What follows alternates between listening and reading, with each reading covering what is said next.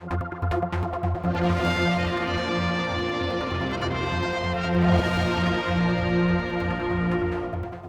paper, or Well, the conference that Gordon Brown hosted when he was responding in relation to G20, he said that the OECD were publishing a list today, so or a communique. So we're just waiting for it to come out. But as I say, from very good sources, we've had confirmation, albeit not officially in that way, that we're not on any blacklist. We're on the white list. Do you think there will be a list with names on, or simply by omission from not being on a black list? We can take it as read that we're on a white list. Will there be anything I think on there's that been, or something like it? well, certainly I've heard them talking on the television that some think there won't be a list of, you know, saying who's not on, and people will assume from it if you're not on the list, then you're off it. But I think we'll have to wait and see really what they do, because based on what Gordon Brown said today, of course, he said there are 3 categories. So it's likely they will name people in those 3 categories, I'd have thought. That's a good thing then, if we're absolutely. named in the best category. Absolutely. I mean, I think it'll give a lot of confidence to people investing in the Isle of Man, and of course people depositing in the Isle of Man. And that's a lot better than not being on a blacklist. Absolutely. Yeah.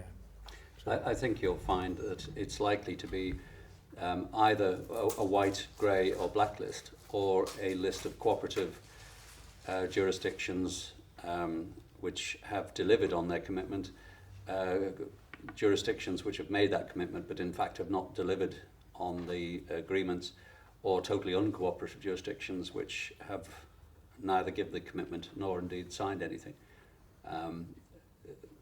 It remains to be seen quite what the title of that list is likely to be, but certainly all the indications at the moment are, in spite of the varying information we've had over the last period, that there will be a list of some description, and it would seem very much on the information we've had so far that the Isle of Man will be on the white list.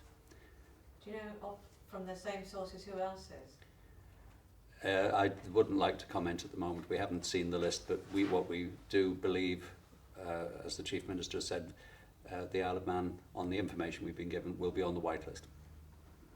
I think it's also, I'd like to sort of really recognise all the people over the last 9-10 years within the Isle of Man, both politically, Allan clearly as Treasury Minister, and colleagues and officers of government at the highest level, the commitment they put in to actually get us to where we are today, because a lot of work's gone on. We've battled away, if you like, against the sort of situation that's been there, and we have taken a very proactive role in this, which some people, I think it's fair to say, in the early days were criticising or weren't sure it was the right thing to do. And I think what we've seen today is the investment that we've put into that in terms of time, commitment, and getting to where we are has paid off, and is very important to the future of the Isle of Man. Mr. Bell, you got a lot of criticism at one stage over this whole little path we were going down. Really, you were leading the way, I think. Really, I mean, now looking with hindsight, you must be very pleased with yourself. Yes, I'm very satisfied with the outcome of this, because, as you rightly say, in the early days there was a lot of scepticism that this was the right way forward, because the Isle of Man did take a lead internationally on committing to the OECD model.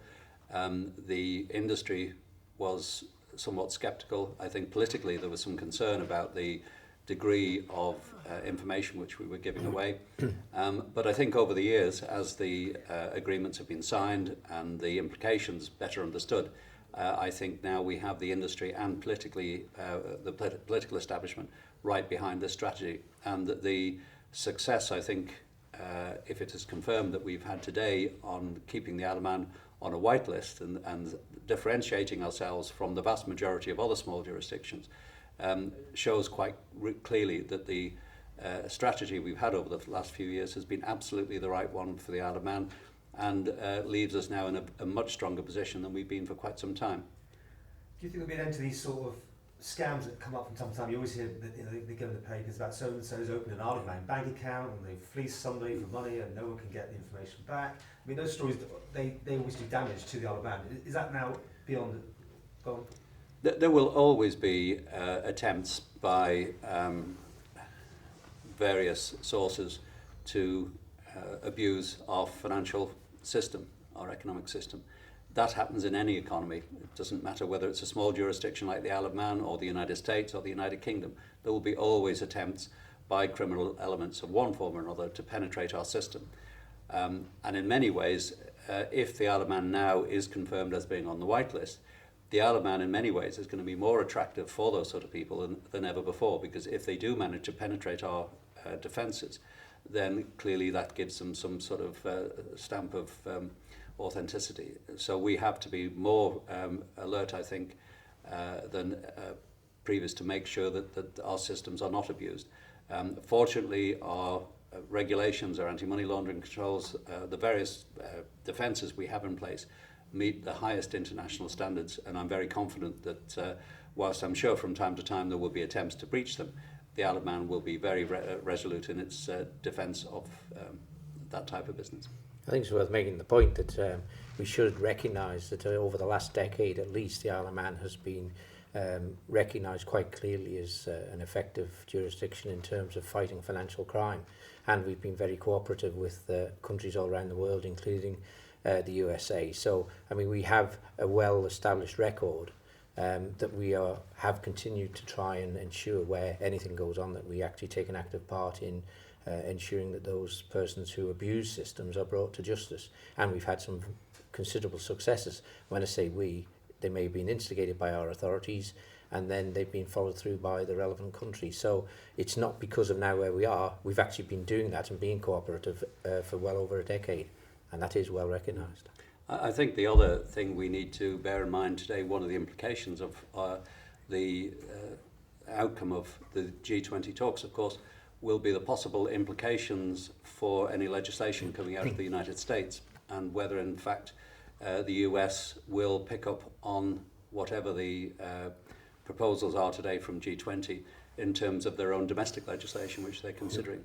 And as I say, if the Isle of Man is confirmed as being on the white list today, it will be more problematic for the US to include the Isle of Man on any particular blacklist that they're proposing in the US as well. So there is a double benefit from today if this position is confirmed.